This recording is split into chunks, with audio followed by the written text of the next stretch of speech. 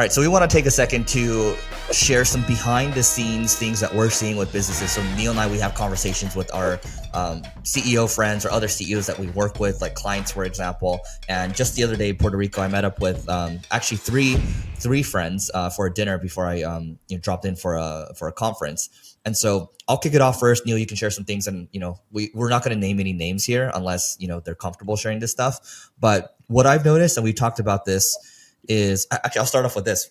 We have a mutual friend. I'm not going to name names here, but he's like, oh yeah, for our company, we do not hire people from California.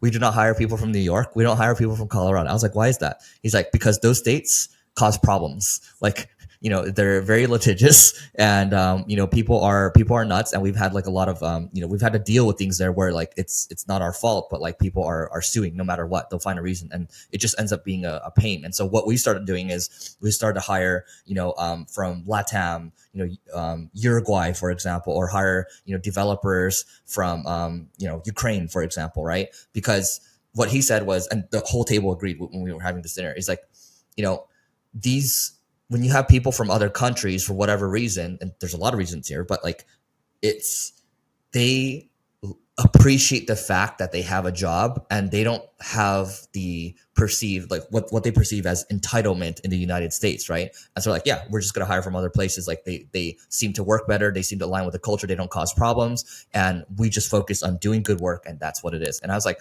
that's interesting. So I don't know what you've seen as it relates to that, Neil. I haven't seen much to people not hiring from specific states. We hire from wherever. We don't really care if people in a state are more litigious or not. We just look for the best talent, whatever they are. We want to go and get them. One thing that we've been doing that's been working really well. In this world, there's a lot of competition, so speed is everything. So we've been hiring people for 8-hour shifts, and here's what I mean by that. Let's say you hire full-time people.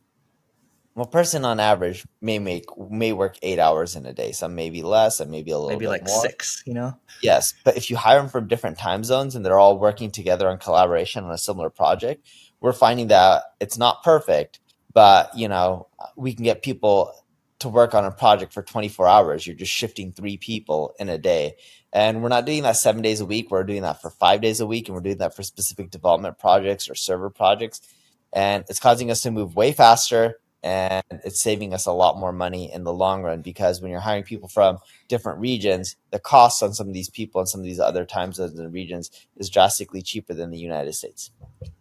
One other thing that we've talked about a couple months ago is that the CEOs are back, right? So we had someone at dinner. He had someone from his board become the CEO, and it was a complete disaster, right? When you look at Flexport, for example, Ryan Peterson. I mean, Flexport, it's been tough. Like their revenues dropped 70%. They're valued at $8 billion one time. Ouch, 70%? Why 70%. 70%? Go look it up. I don't know. Like, you tell me. That's a lot. I know a lot of people are struggling in this market, but 70% is a big drop.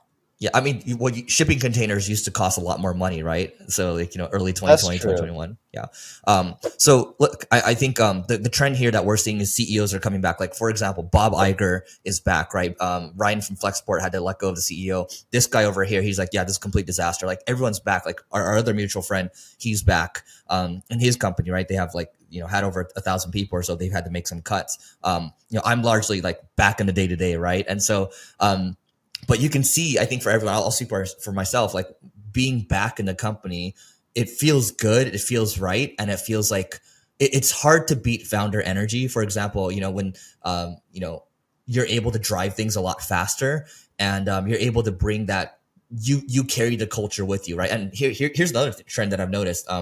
Not really a trend, but a phrase that stuck out to me recently. So the people that wrote they did Basecamp, right? 37 Signals. I listened to one of their podcasts, and it's like, yeah, so what do you define culture as? And so they're like, culture is just like, it's not a thing. Like, it just is what it is, right? But it's a 50-day moving average. And I was like, that's really good. Like, because if you do an acquisition, it can completely change your culture, right? Or if you hire some amazing people, it can like bring that moving average up. Or if you like hire a bunch of like bad people, it can tank the culture, that moving average, right? And so I thought that was a really interesting thing, and I'm probably going to use that moving forward.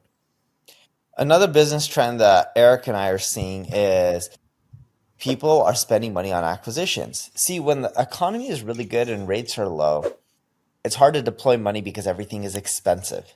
It's like why Berkshire Hathaway had such a massive war chest. They thought so many things were overpriced.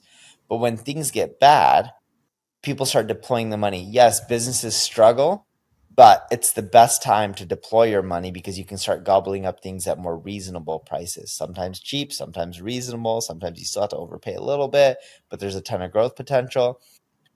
When things are really good, a lot of times it's hard to deploy the money in a way that's economically advantageous to you. But when times are bad, even though your revenue may be a hit or your profit may be a hit, funny enough, those are typically the best times to deploy money. The question is do you save up enough money, or you can always get loans from banks or places like Cap Chase where they can help you get some capital where you can deploy it pretty quickly. Yeah, I mean, the other thing too is we're talking about burning cash. We've trended towards efficiency, right? So now that we're no longer this zero interest rate environment where cash is basically free, right? It's people are like, okay, how can it be more efficient? Do we need to make cuts over here? And it's also getting everyone focused in on, hey, doing good work and no extra stuff, right? Let's forget about the extracurricular stuff. Let's just do good work. Like that is why this company exists. And the phrase here that I remember is like a business exists to create customers, and that is it, right? Like you create customers, you do a good job for your customers, and hopefully that cycle repeats, and that's how your business grows. The last thing I'll leave you off with is this is more of an outlier. It's not really a trend, but I have this book in front of me over here. If you're just looking on YouTube, it's called Startup Factory, and this book is about Hire, which is the world's largest appliances company, and they're based in China, right? And they have this decentralized model. As you can see, they've X'd out this hierarchy over here in the picture, and it's all about creating this decentralized model where everyone in the company can be an entrepreneur, right? And if you create a business, you manage the P&L, you're responsible for it. And if the business goes public, they'll put more resources to it, obviously. And if your business doesn't work out, they'll just demote you into like a pool of other employees, and you have to work your way back up again, right?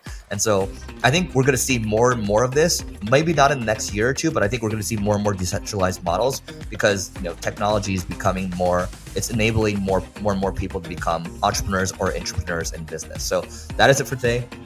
Please don't forget to rate, review, subscribe, and we will see you tomorrow.